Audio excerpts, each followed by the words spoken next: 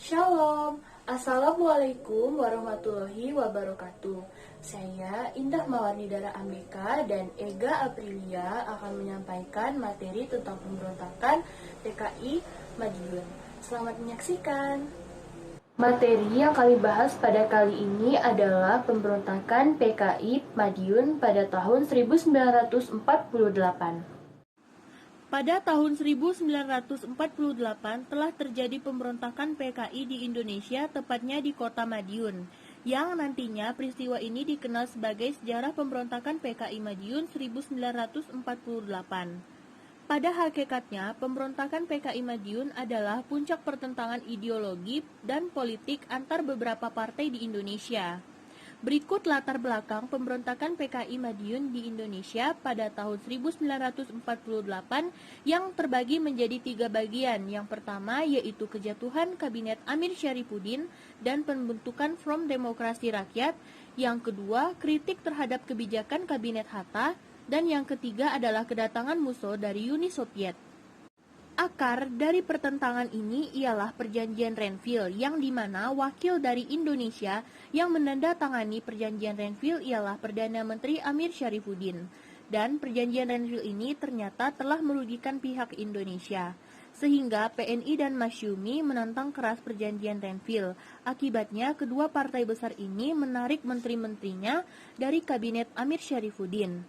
Dan Amir Syarifuddin pun melepas posisinya sebagai Perdana Menteri. Kemudian, atas permintaan Presiden, Hatta menggantikan posisi Amir Syarifuddin dan membentuk kabinet baru. Dalam kabinet Hatta, anggota Partai Sosialis milik Amir Syarifuddin tidak kebagian kursi karena Amir Syarifuddin menuntut terlalu banyak kursi penting yang tidak mungkin diterima oleh partai lainnya. Disinilah awal Partai Sosial menjadi oposisi pemerintah dan kemudian pecah menjadi dua, yaitu pengikut Amir Syarifuddin yang menentang pemerintah dan pengikut Syahril yang mendukung pemerintah. Kemudian sejarah pengikut Syahril yang membentuk partai baru yaitu Partai Sosial Indonesia atau PSI sebagai partai pendukung pemerintah. Untuk menambah kekuatannya sebagai oposisi, Amir Syarifuddin membentuk suatu Front Demokrasi partai oposisi lainnya, yaitu Partai PKI, Partai Buruh, dan Sentral Organisasi Buruh Seluruh Indonesia atau SOPSI, yang kemudian dibentuk dalam FOM dengan nama Front Demokrasi Rakyat atau FDR. Dengan kekuatan barunya, Amir bersama kelompoknya berusaha merebut kunci kabinet dengan mengadakan demonstrasi secara besar-besaran agar kabinet Hatta dibubarkan dan dibentuknya kabinet baru yang meliputi buruh, tani, dan pemuda. Dalam aksinya, mereka juga kerap melakukan adu domba sehingga timbulnya kubu-kubu yang saling bertentangan dalam masyarakat. Bahkan mereka juga memprovokasi para buruh agar melakukan pemogokan kerja seperti yang terjadi di perkebunan Degelung atau perkebunan Delanggu. Sedangkan pihak pemerintah walau berada dalam tekanan, Kabinet Hatta terus melakukan program pemerintah. Salah satu program pemerintah ialah program rekonstruksi rasionalis atau program RERA. Program RERA ini akan mengurangi sejumlah 350.000 tentara dan 400.000 laskar menjadi 160.000 yang kemudian akan diseleksi kembali hingga mencapai 57.000 prajurit reguler. Program RERA ini mendapat banyak protes dari berbagai pihak yang dirugikan termasuk FDR. Dan dalam pelaksanaannya, program ini juga menimbulkan kegaduhan di kalangan militer sehingga FDR memanfaatkan program RERA ini sebagai alat untuk memengaruhi kalangan militer agar berada di pihaknya. Banyaknya kalangan militer yang terbentuk dan terpengaruh oleh FDR, terutama dari kalangan divisi penebahan Senopati. Di saat kondisi politik di Indonesia yang semakin panas, datang pula musuh yang sudah hampir 23 tahun berada di Rusia. Di Indonesia, dengan cepat musuh menarik simpati-simpati kaum komunis dan membawa politik jalan baru pada gerakan komunis Indonesia. Dalam politik jalan baru, musuh diadakan fusi 3 partai FDR, yakni PKI, Partai Buruh Indonesia, dan Partai Sosialis. yang menjadi satu dan disebut dengan PKI. Kemudian, partai hasil fusi ini direncanakan akan memimpin revolusi dalam mendirikan pemerintahan Front Nasional sebagai bentuk aksi imperialisasi. Tanggal 30 Agustus tahun 1948, Musso diangkat menjadi ketua PKI dan pada tanggal 9 September 1948, Musso mengirimkan surat kepada Masyumi dan PNI untuk melakukan perundingan tentang usulan pembentukan Komite Front Nasional. Namun, usulan PKI ini ditolak karena adanya perbedaan dari segi politik dan perjuangan.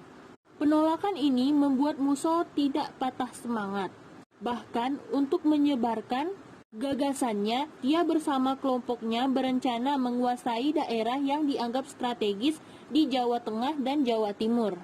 Rencananya ini diawali dengan aksi adu domba di kalangan militer yang terletak di Surakarta dan berhasil memancing pemerintah. Di saat pemerintah berusaha memulihkan kondisi Surakarta, PKI menuju arah timur dan berusaha menguasai kota Madiun. Gerakan pemberontakan PKI ini dimulai pada jam 3 pagi hingga berhasil merebut kota Madiun sepenuhnya pada jam 7 pagi. Kemudian mereka memproklamasikan berdirinya Republik Soviet Indonesia. Pemberontakan PKI di Madiun bukan terjadi karena kebetulan atau karena adanya peluang, melainkan pemberontakan ini sudah direncanakan jauh sebelumnya, seperti aksi demonstrasi besar-besaran, pemogokan buruh, serta perseteruan militer di Surakarta merupakan suatu rangkaian gerakan awal PKI sebelum melakukan pemberontakan di Madiun. Sekilas info, mereka menggunakan Surakarta atau Solo sebagai West atau daerah kekacauan, agar pemerintah lebih memberi perhatian tertuju ke sana. Sedangkan Madiun mereka jadikan sebagai daerah gerilya, sektor yang kuat atau pangkalan untuk merebut kekuasaan seluruh Indonesia. Banyak korban yang berjatuhan karena pemberontakan ini, diantaranya adalah pejabat, aparat, guru, wartawan, serta para kiai, ustadz, dan para santri yang sebenarnya tidak tahu tentang perpolitikan di Indonesia saat itu. Selanjutnya adalah aksi-aksi pemberontakan PKI di Indonesia pada tahun 1948.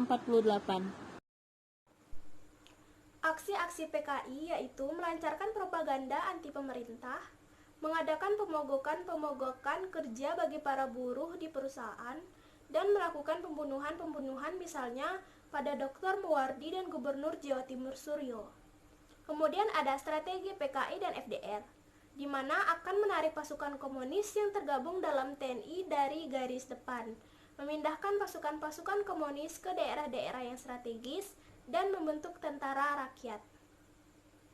Kemudian ada aksi pemberontakan yang diawali dengan menciptakan Surakarta sebagai daerah West sebagai pengalih, memusatkan basis perjuangan di Madiun, dan berhasil menguasai Radio Gelora Pemuda. Pada tanggal 18 September 1948, di Madiun, Musso mengumumkan berdirinya Republik Soviet Indonesia. Akhir pemberontakan PKI 1948 yaitu Kolonel Gatot Subroto berhasil mengamankan Surakarta dan sekitarnya. Penyerangan Madiun yang dipimpin oleh Kolonel Sadikin dan Kolonel Sungkono, selain unsur TNI, unsur Polri pun ikut terlibat dalam upaya penumpasan PKI Madiun. Pada tanggal 30 September 1948, Madiun berhasil direbut kembali oleh TNI. Dalam pelariannya, Musso tewas tertembak di Ponorogo dan Amir Syarifuddin tertangkap di Purwodadi. Demikianlah materi yang sudah kelompok kami sampaikan. Semoga materi ini dapat memberi wawasan tentang pemberontakan PKI Madiun lebih luas lagi. Atas perhatiannya kami ucapkan terima kasih. Selamat pagi. Pertanyaan 1. Golongan apa saja yang terbentuk menjadi FDR? 2. Politik apa yang dikembangkan oleh Musso? 3. Kaum komunis merasa rugi dengan adanya rasionalis karena 4. Pada saat itu kabinet Hatta didukung oleh dua partai besar, yaitu 5. Tentara PKI harus memiliki konsep seperti tentara di